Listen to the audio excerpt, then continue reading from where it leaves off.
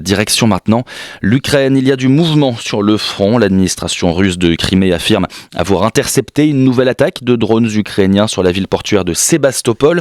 Attaque neutralisée selon Moscou par les défenses anti-aériennes. À Kiev, on s'attend aujourd'hui à une importante offensive russe à la veille du 9 mai, journée où la Russie célèbre sa victoire lors de la Seconde Guerre mondiale.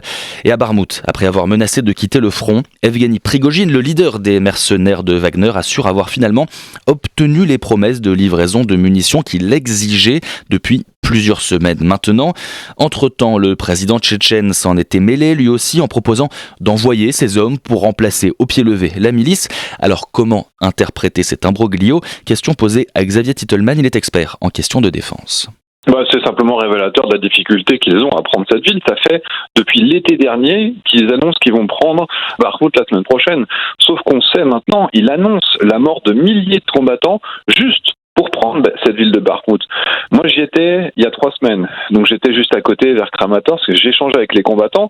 Et ce que font les Ukrainiens, c'est qu'ils organisent leur retraite, c'est-à-dire leur recul, bâtiment par bâtiment, à chaque fois en faisant en sorte de miner pour que quand les Russes arrivent dans un bâtiment, finalement, ça provoque des carnages. Les seuls accès qui ne sont pas minés sont dans l'axe des snipers, ce qui fait qu'à chaque fois que les Russes vont progresser, et ils progressent tous les jours, ils prennent un bâtiment ou deux, et bien ça se fait dans une douleur qui est absolument incroyable. Ce qui fait qu'aujourd'hui, on avait Prigojine qui voulait se retirer, mais c'était aussi une façon de dire, c'est pas ma faute si on n'a toujours pas réussi à prendre la ville, c'est la faute de l'état-major russe qui est pas capable de nous fournir les pièces. Donc finalement, tout ça, ça aboutit à une pression qui a fait céder l'état-major russe pour fournir les pièces d'artillerie nécessaires. Le problème, c'est que ça va se faire au détriment des autres zones, au moment où potentiellement il y a la contre-offensive ukrainienne qui va arriver.